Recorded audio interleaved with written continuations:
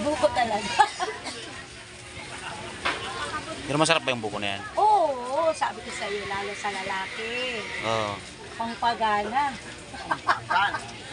Pangpagana. Alam ko kung ano pa to. Pampabang buhay. Bis. Yung basta may butang sa plastic. Hindi para black patin. Nahingura ka na. Mura ka na. Naga siya na logo ng customer. Kaya, pinag-asa na lugod ako.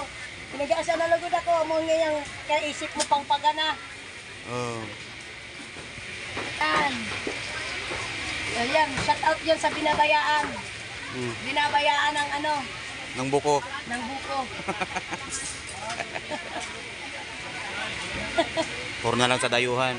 Sabi ko sa iyo, pag tumatanda na, kailangan ng buko. Bakit? Bakit? Pagana? Gawin ko kaya yun. Kaya pala inayaw. Kasi kaya iniiwanan eh. Kaya pala iniwanan ako. Nagpaalam na sa akin.